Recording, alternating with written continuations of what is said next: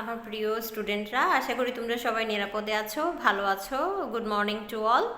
তো আমি systemic হিস্টোলজির female genital সিস্টেমটা তোমাদেরকে বলেছিলাম। কয়েকটা স্লাইড হয়েছে আমাদের ইউটেরাস, ইউটেরাইন টিউব এবং ওভারি। তো তারই ধারাবাহিকতায় আজকে হচ্ছে আমি তোমাদেরকে ভ্যাজাইনা এবং হচ্ছে ম্যামারি গ্ল্যান্ড সম্পর্কে বলবো। তোমরা জানো, ইতিমধ্যে আমি তোমাদেরকে বলেছি যে ম্যামারি গ্ল্যান্ডটা হচ্ছে তোমরা গ্রসের সময় সুপিরিয়র এক্সট্রিমিটির সাথে পড়ে নিয়েছো, কিন্তু হিস্টোলজিতে আসলে এটা ফিমেল জেনিটাল সিস্টেমের সাথে চলে আসে।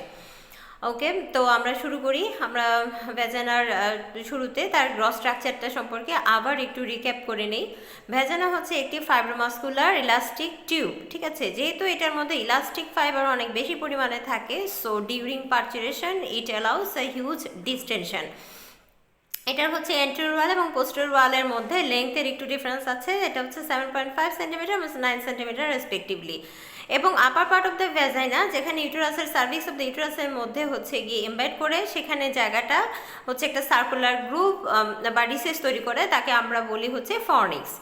এই হলো গিয়ে আমাদের মোটামুটি একটু গ্রস কথা। তারপর হচ্ছে স্ট্রাকচার, হিস্টোলজিক্যাল স্ট্রাকচারের ক্ষেত্রে আমরা যেটা বলবো যে ভেজানাতে হচ্ছে হিস্টোলজিক্যাল স্ট্রাকচারে তিনটা হচ্ছে লেয়ার আমরা পাই। একটা হচ্ছে ইনার টু আউটারের দিকে গেলে মিউকাস লেয়ার, তারপরে হচ্ছে মাস্কুলার কোট এবং হচ্ছে অ্যাডভান্টেশিয়া। তো মিউকোসার লেয়ারের মধ্যে আমরা কি পাবো?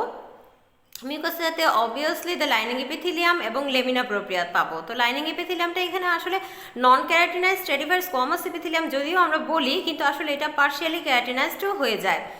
এবং হচ্ছে লেমিনা প্রোপ্রিয়াতে আমরা যে ব্লাড ভেসেলস পাচ্ছি, এবং হচ্ছে এখানে একটা জিনিস যেটা গুরুত্বপূর্ণ মনে রাখতে হবে যে এখানে কিন্তু কোনো ধরনের গ্ল্যান্ডস আমরা পাবো না, মানে ভ্যাজাইনার হচ্ছে devoid of any type of glands.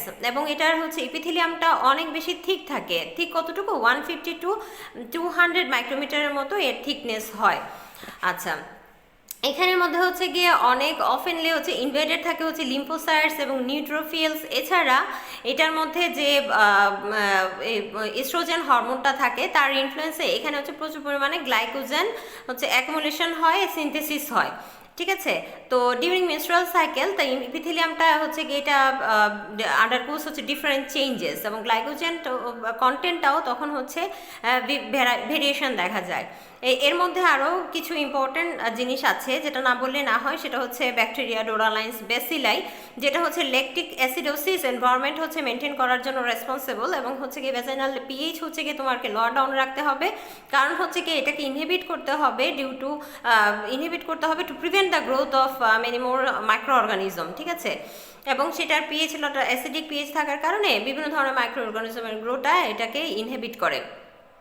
আচ্ছা, এখানে যে লুব্রিকেটিং ফ্লুইড পাওয়া যায় ভেজানাতে, হরহামেশা এই ভাইবা বোর্ডে জিজ্ঞেস করা হয়, তুমি যে বললা যে ভেজানা হচ্ছে devoid of any type of gland, মানে এখানে কোনো গ্ল্যান্ডুলার সিক্রেশন নাই, তাহলে এটা লুব্রিকেটিভ ফ্লুইডের সোর্স কি? এটা অবশ্যই তোমাদেরকে গ্রসে অনেক সময় জিজ্ঞেস করবে, হিস্টোলজিতেও জিজ্ঞেস করবে। তো তার উত্তরটা হবে যে ইউটেরাইন গ্ল্যান্ডগুলো থেকে যে গ্ল্যান্ডুলার সিক্রেশন হচ্ছে, তার দ্বারাই হচ্ছে গিয়ে ভেজানাল লুব্রিকেটিং এনভায়রনমেন্টটা মেনটেন হয়ে থাকে। এখন আসো মাসেল কোট। মাসেল কোটের মধ্যে আমরা দুটো লেয়ার পাবো, একটা হচ্ছে থিন, সেটা হচ্ছে ইনার সার্কুলার, আর একটা হচ্ছে থিক, সেটা হচ্ছে আউটার লংগিটিউডিনাল লেয়ার। তারপর আসো অ্যাডভেন্টেশিয়া। অ্যাডভেন্টেশিয়াতে আমরা কি পাবো? অ্যাডভেন্টেশিয়া হচ্ছে একটা ডেন্স ইলাস্টিক কানেকটিভ টিস্যু। এখানেও হচ্ছে প্রচুর পরিমাণে হিউজ ইলাস্টিক ফাইবার্স আছে, এবং ব্লাড ভেসেলস, লিম্ফেটিক্স এবং নার্ভ ফাইবার্স অ্যাজ ইউজুয়ালি তোমরা জানো যে এগুলো হচ্ছে এখানে পাওয়া যায়। তো এই হলো মোটামুটি আমার ভ্যাজানা সম্পর্কে তোমাদের যা বলার কথা ছিল সেটা বললাম।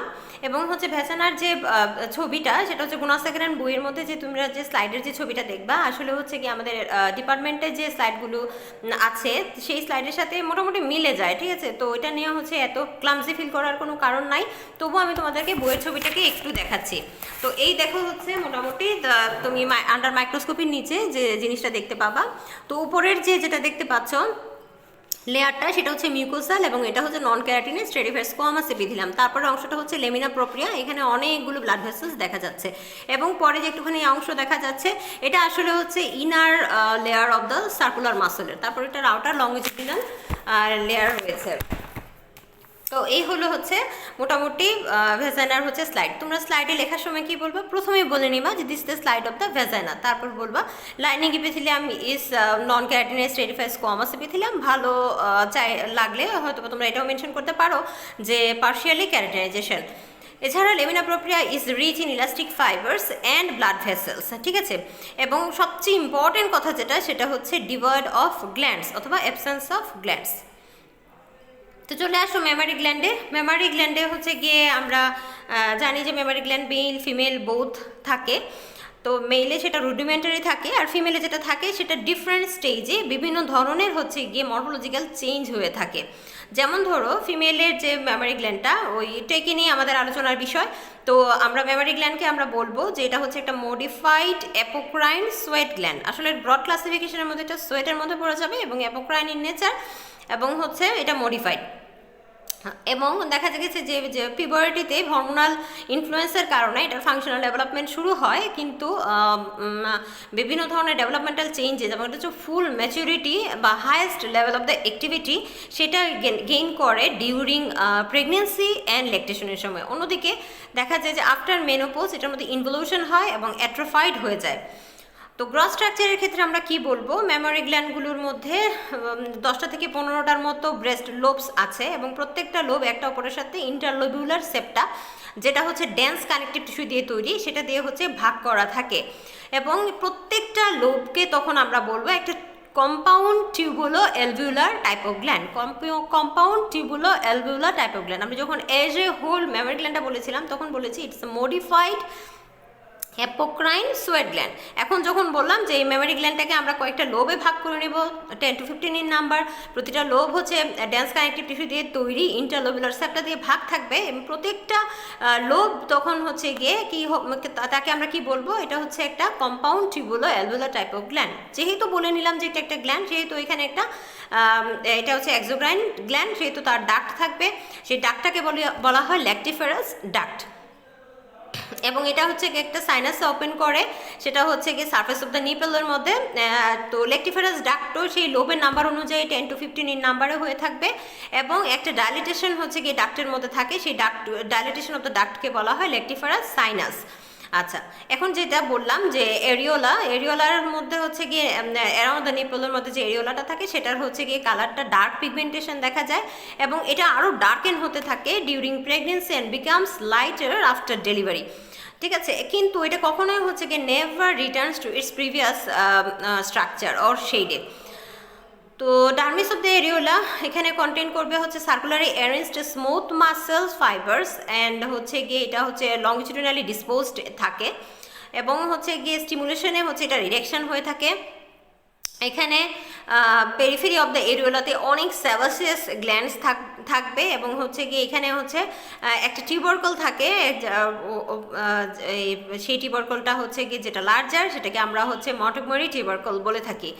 এখন প্রত্যেকটা লোবের মধ্যে আলাদা আলাদা যদি করে আমি বলি, তাহলে প্রত্যেকটা লোবে তো তোমরা জানো যে লেকটিফেরাস ডাক্ট থাকে। তো সেই লেকটিফেরাস ডাক্টগুলো আবার বিভিন্ন ধরনের ডিভাইডেশনের মধ্যে চলে যায়, তখন হচ্ছে নাম্বার অফ টার্মিনাল ডাক্টস পাওয়া যায়, এবং সেই প্রত্যেকটা ডাক্টসগুলো তখন এক একটা লোবিউলের মধ্যে থাকে, এবং সেই লোবিউলগুলোর মধ্যে আবার ডিফারেন্ট অ্যালভিউলাই থাকে।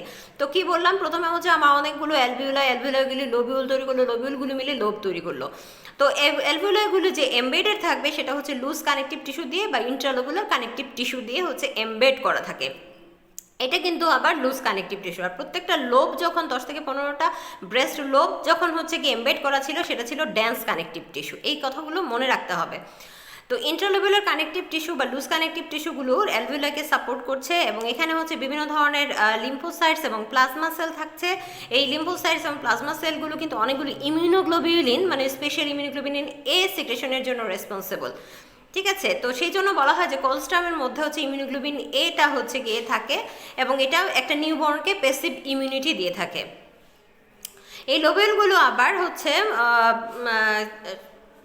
প্রত্যেকটা লোবিউল হচ্ছে গিয়ে অ্যালভিউলাগুলো তো লুজ এরিওলার কানেকটিভ টিস্যুতে থাকে, কিন্তু প্রত্যেকটা লোবিউল যেটা মানে অনেকগুলো অ্যালভিউলাই মিলে তো এক একটা লোবিউল হয়, তো সেগুলো আবার ডেন্স কানেকটিভ টিস্যুর কাভারিংয়ে হচ্ছে ইন্টারলোবুলার সেপ্টা হিসেবে থাকে।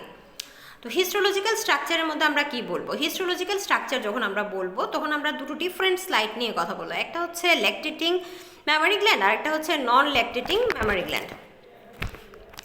তো প্রথমেই বলে নেই স্লাইডে তোমরা কি বলবা, বা লিখে নিতে পারো অথবা রেকর্ড করতে পারো তোমাদের অ্যাজ ইউ উইশ। তো নন ল্যাকটেটিং মেমোরি গ্ল্যান্ডের মধ্যে আমরা স্লাইডের ক্ষেত্রে যেটা বলবো, this is the slide of non lactating memory gland. এখানে হচ্ছে মোর কানেকটিভ টিস্যু এবং লেস গ্ল্যান্ডুলার টিস্যু থাকে।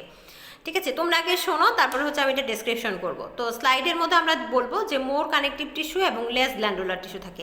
যদি আমি ল্যাকটেটিং স্লাইডের মেমোরি গ্ল্যান্ডের স্লাইডটা নিয়ে থাকি, তখন আমরা বলবো উল্টা কথা, সেটা হচ্ছে লেস কানেকটিভ টিস্যু এবং মোর গ্ল্যান্ডুলার টিস্যু।